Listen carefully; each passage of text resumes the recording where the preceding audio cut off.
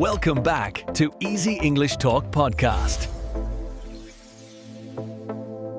Hello, everyone, and welcome back to Easy English Talk Podcast. It's so great to have you here with us today. Hey, Priya, how's your day going so far? Hi, Ryan. Thank you for asking. My day has been really good, actually. I spent some time this morning organizing my schedule, and it felt really productive. How about you? How has your day been treating you? That sounds wonderful, Priya. My day has been quite busy, but in a good way. I had a few meetings earlier, and now I'm really excited to be here recording with you. So tell me, where are all of you listening from today? We love hearing from our audience around the world. And we're curious, is this podcast helping you improve your English and grow as a person? Please share your thoughts with us in the comments below. Today, we are discussing the quiet power of saying no and meaning it. This is such an important topic, Ryan. I think many people listening right now have struggled with saying no at some point in their lives. When you keep listening to this episode, you'll discover why saying no is actually a skill that can change your relationships, your time, and your peace of mind completely. Exactly, Priya. And here's what makes this episode valuable for you. If you stay with us until the end, you'll learn practical ways to say no without feeling guilty, without damaging your relationships, and without losing respect from others. This isn't just about language. It's about confidence and self-respect, too. That's right. Many English learners worry about how to refuse politely in English, but the real challenge goes deeper than just finding the right words. It's about understanding why saying no feels so difficult in the first place, and then building the inner strength to do it with clarity and kindness. So let's start by talking about the problem first. Why do so many people find it so hard to say no?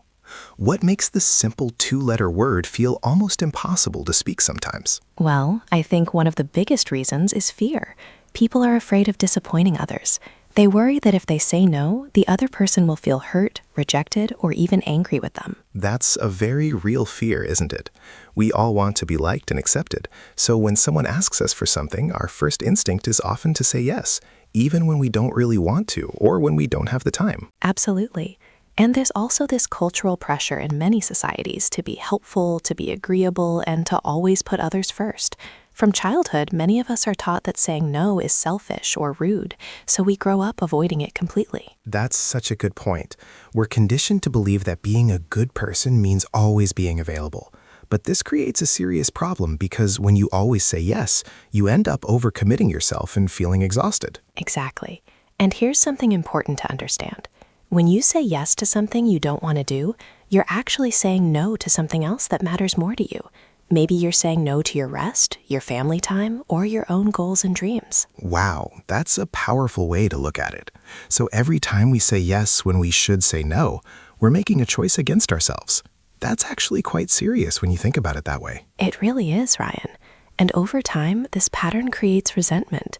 You start feeling frustrated with the people who keep asking you for things.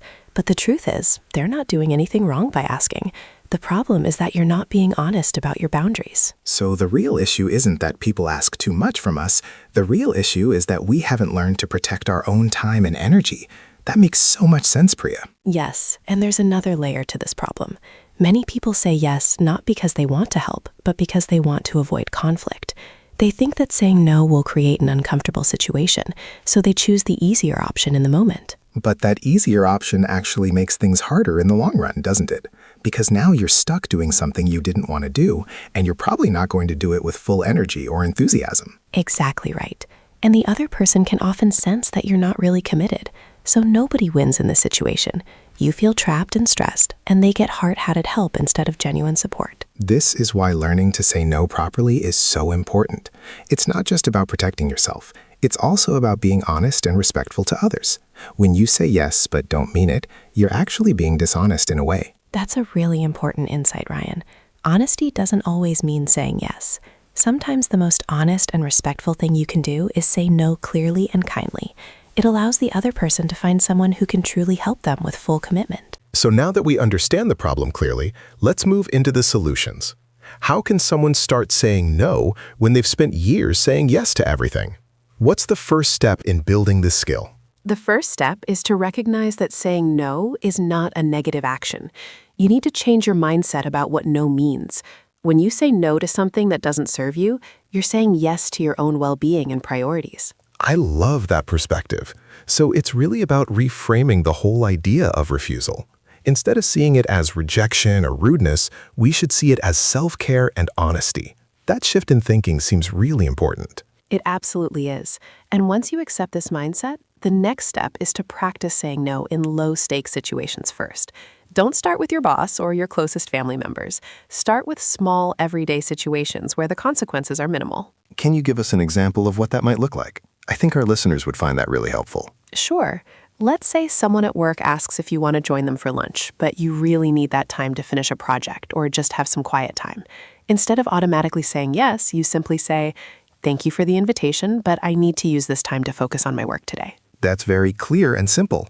You're not making excuses or apologizing excessively. You're just stating your truth calmly.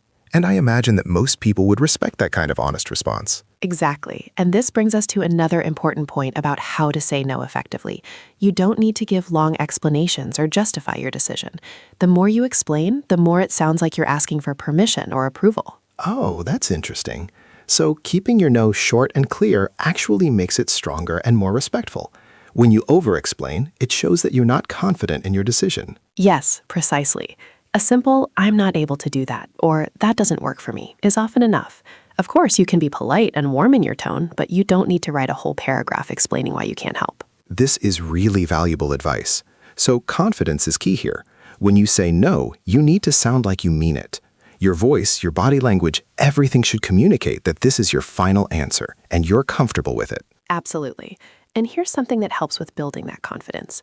Before you respond to any request, give yourself permission to pause.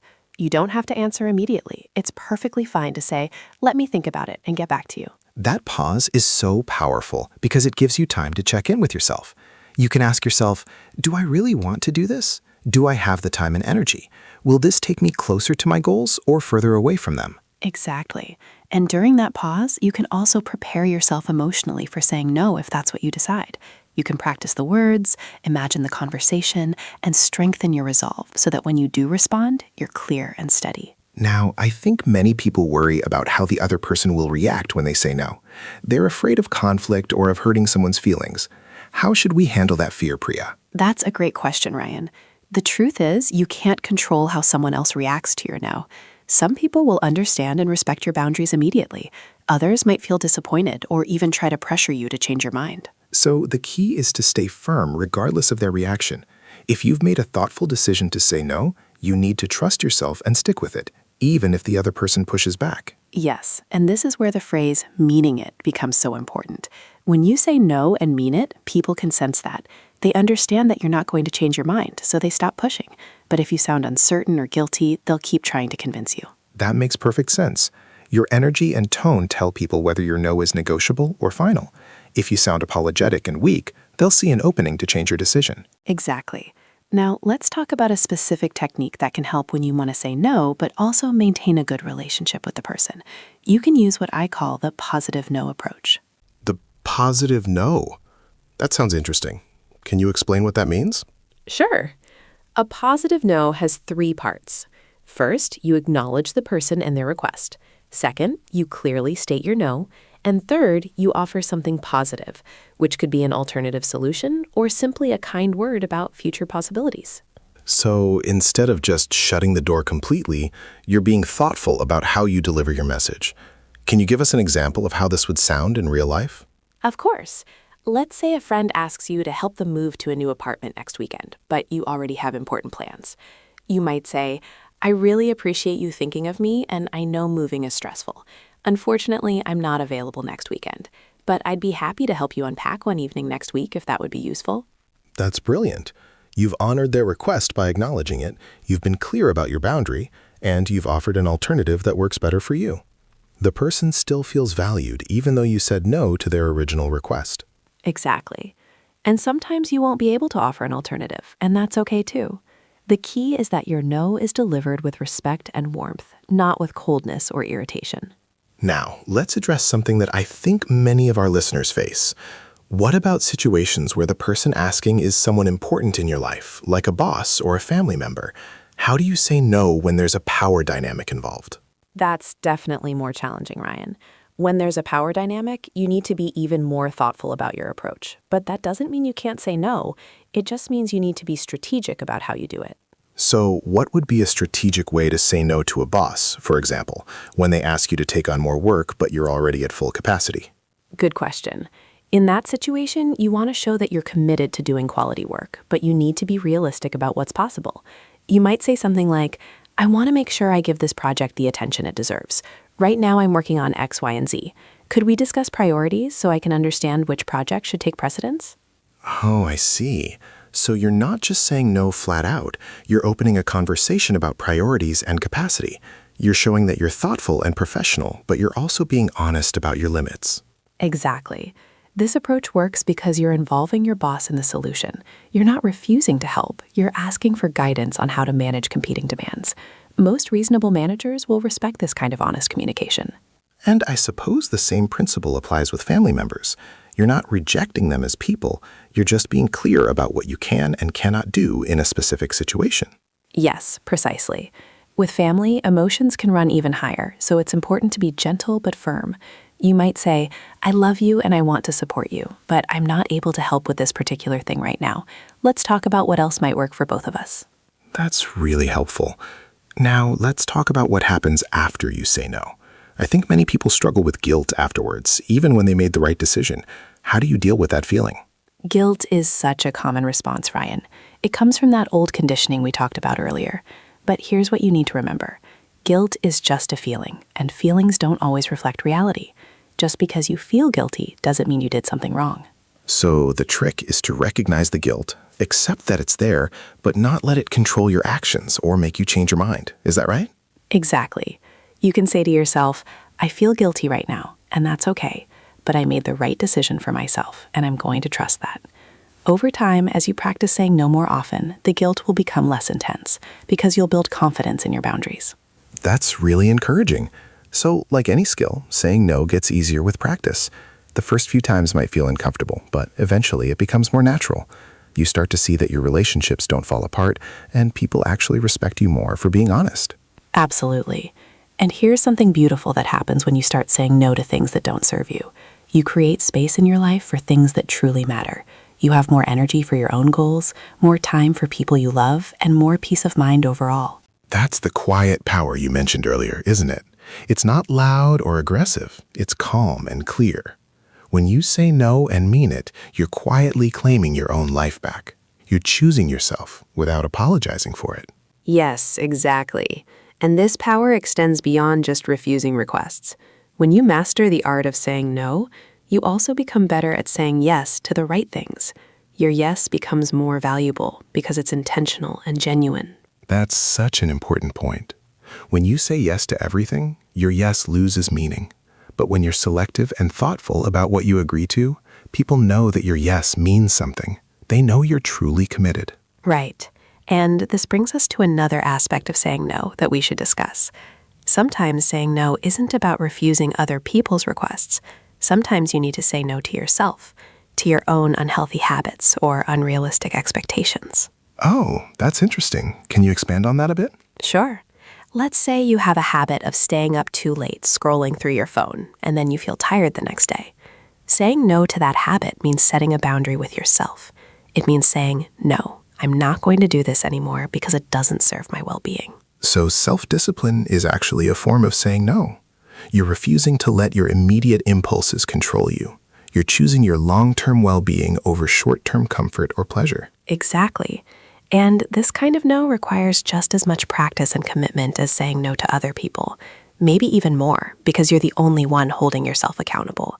There's no external pressure or consequence in the moment. That's very true. It's easier to disappoint yourself than to disappoint someone else, isn't it?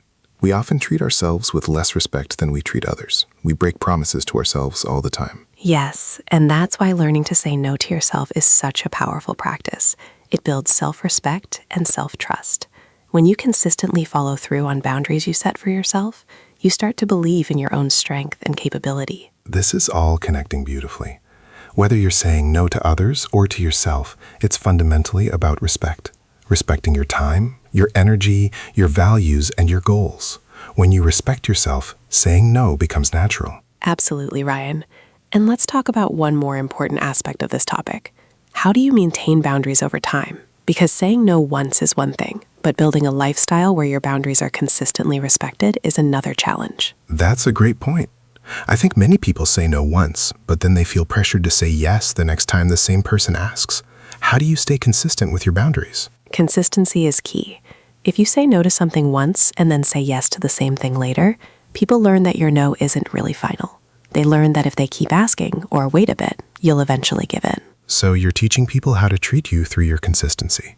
If you hold firm to your boundaries, they'll learn to respect them. But if you're inconsistent, they'll keep testing those boundaries. Exactly. And this doesn't mean you can never change your mind. Sometimes circumstances change, and what was a no yesterday might become a yes today. But the key is that you're making conscious choices based on your current situation, not caving to pressure or guilt. Right. There's a difference between thoughtfully reconsidering a decision and being manipulated or guilt-tripped into changing your answer. One comes from within, and the other comes from external pressure. Yes, well said. And here's something that helps with maintaining boundaries. Surround yourself with people who respect your no. Pay attention to how people respond when you set boundaries. If someone consistently tries to push past your boundaries or makes you feel bad for having them, that's important information about that relationship. That's quite powerful, Priya. So saying no actually helps you identify which relationships are healthy and which ones aren't. People who truly care about you will respect your boundaries, even if they're disappointed in the moment. Exactly. Healthy relationships can handle no. In fact, healthy relationships require the ability to say no sometimes. If you can't say no to someone without the relationship falling apart, then that relationship wasn't built on mutual respect to begin with. Wow, that's really something to think about. So, in a way, saying no is a tool for building better, more honest relationships. It filters out relationships that are based on what you can do for others rather than genuine connection. Yes, precisely. And this brings us to the deeper truth about saying no. It's not just about time management or stress reduction, although those are important benefits. It's fundamentally about living with integrity and being true to yourself. When you say yes to things you don't believe in or don't want to do, you're living in misalignment with your true self. You're performing a version of yourself that's pleasing to others, but exhausting for you. That's not sustainable. No, it's not sustainable at all. And over time, that misalignment creates deep unhappiness. You lose touch with what you actually want and need because you're so focused on meeting everyone else's expectations. You become a stranger to yourself. That's quite profound. So saying no is actually a path to self-discovery and authenticity. When you start saying no to things that don't fit who you are, you create space to figure out what does fit. You learn more about your values, your limits, and your desires. Absolutely, Ryan. And this is especially important for our listeners who are learning English and perhaps navigating new cultures or communities. It can be so easy to lose yourself while trying to fit in or be accepted. Saying no helps you stay connected to your core identity. That's such an important point for our international audience. When you're in a new environment, there's often pressure to say yes to everything, to prove yourself or make connections. But you can build meaningful relationships while still honoring your boundaries. Yes, and in fact, people respect you more when you have clear boundaries. Think about the people in your own life who you admire. They probably aren't people who say yes to everything. They're people who are clear about who they are and what they stand for. That's very true. People with strong boundaries are often seen as leaders or role models. Their clarity gives others permission to be clear about their own boundaries too. It creates a healthier dynamic for everyone. Exactly. So by learning to say no, you're not just helping yourself, you're potentially helping everyone around you to be more honest and authentic in their own lives. You're modeling healthy behavior that others can learn from. I love that perspective. Now, as we start to wrap up this conversation, let's talk about practical steps our listeners can take starting today. What would you say is the very first thing someone should do if they want to get better at saying no? I would say start by paying attention to how you currently respond to requests. For the next few days, just notice when people ask you for things. Notice what you say, how you feel, and whether you're saying yes when you want to say no. So awareness is the first step. You can't change a pattern if you don't first recognize it. Just observing your own behavior without judgment is really valuable information. Exactly. And then, once you've built that awareness, pick one small situation this week where you would normally say yes, but you actually want to say no. Practice saying no in that situation. Start small and build your confidence gradually. And remember, it doesn't have to be perfect. Your first few no's might feel awkward or uncomfortable, and that's completely normal. The important thing is that you're starting to build the muscle of honoring your own needs and boundaries. Yes, be patient and compassionate with yourself. This is a skill that takes time to develop, especially if you've spent years being a people pleaser. Every small no is a victory worth celebrating. And as you practice, you'll start to notice the benefits. You'll feel less overwhelmed, less resentful, and more in control of your own life. You'll have more energy for the things and people that truly matter to you. Absolutely. And your relationships will actually improve, not worsen, as you might fear. When you're honest about your boundaries, people know where they stand with you. There's less confusion, less resentment, and more genuine connection. That's the quiet power we've been discussing throughout this episode. It's not about being aggressive or selfish. It's about being honest, clear, and respectful to yourself and others. It's about living with intention rather than just reacting to every demand. Well said, Ryan. And I think it's worth mentioning that this skill becomes even more important as you move forward in life. The older you get, the more demands you face from work, family, friends, and community. Without the ability to say no, you'll be constantly overwhelmed. That's very true. But with this skill, you can navigate all of life's demands with grace and confidence. You can contribute where it matters most to you while protecting your own well-being. That's true wisdom. It really is. And for our listeners who are working on their English skills, remember that learning to say no politely in English is an important part of communication. It's not just about grammar or vocabulary. It's about expressing yourself clearly and standing up for your needs. Exactly. And the beautiful thing is that as you improve your English, you're also growing as a person. You're learning life skills that will serve you in every area of your life, not just in language learning. That's what makes this podcast so special, I think. We're not just teaching English. We're discussing topics that help you become more confident, more thoughtful, and more capable in all aspects of life. I completely agree, Priya. So to everyone listening, we want to thank you so much for spending this time with us today. We hope this conversation has given you new insights and practical tools for saying no with confidence and kindness. Yes, thank you for being here. Remember, saying no is not negative. It's a powerful act of self-respect and honesty. Start practicing today, even in small ways, and watch how your life begins to change. And before we finish, we'd love to encourage you to explore more episodes here on Easy English Talk podcast. We have many other conversations that can help you improve your English while also growing in confidence and life skills. There's so much valuable content waiting for you. Absolutely. Whether you're interested in communication skills, personal development, or just improving your English fluency, we have episodes that will support your journey. Take some time to browse through our channel and find topics that resonate with you. Thank you again for listening, everyone. We'll see you in the next episode. Until then, take care of yourselves and remember, it's okay to say no. In fact, sometimes it's the most loving thing you can do for yourself and others. Take care, everyone. See you next time.